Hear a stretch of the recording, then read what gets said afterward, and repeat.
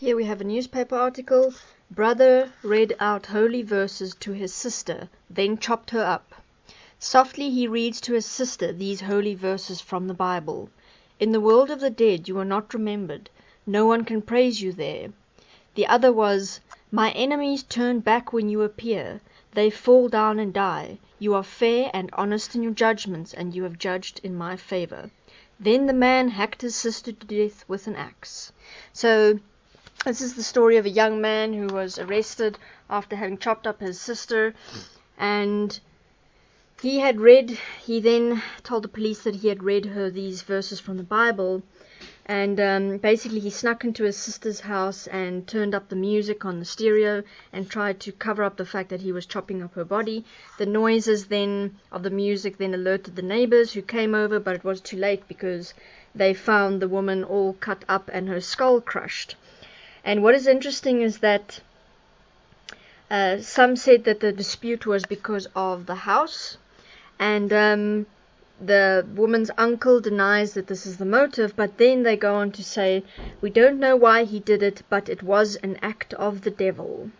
So here you have another example of somebody who possibly had a mental illness and then acted out on, his urges, voices in the head, backchat coming up within the mind, taking over the being, and the being acting out on their thoughts to kill somebody.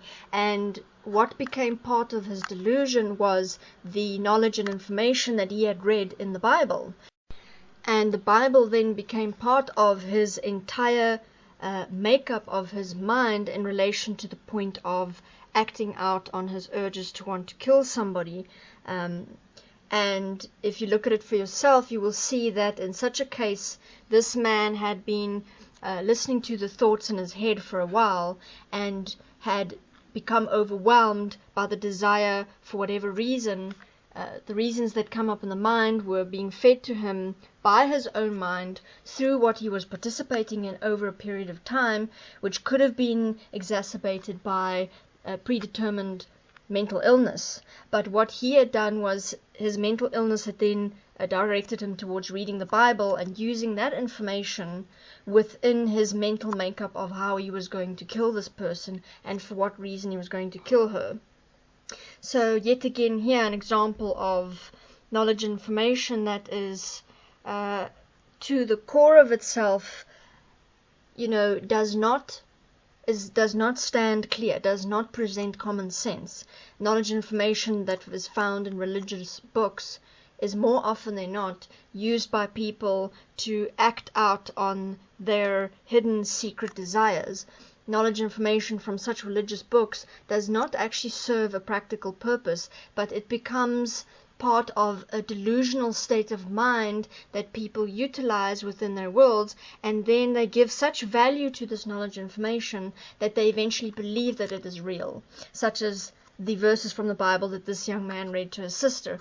In his mind, he was interacting with the information on a level that he made it real for himself. He was speaking about death, and he was speaking about the afterlife, and in his belief he had come to see this information as valid and as real, when all that it is, in fact, is just information thrown together, information placed almost in a poetic verse.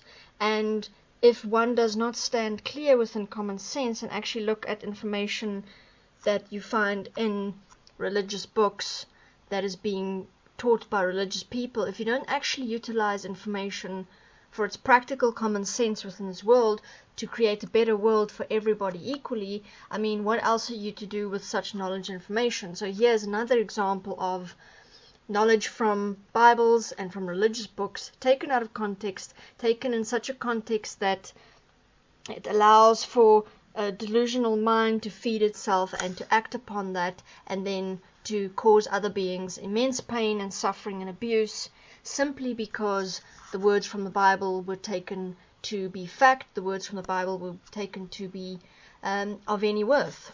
Thank you very much.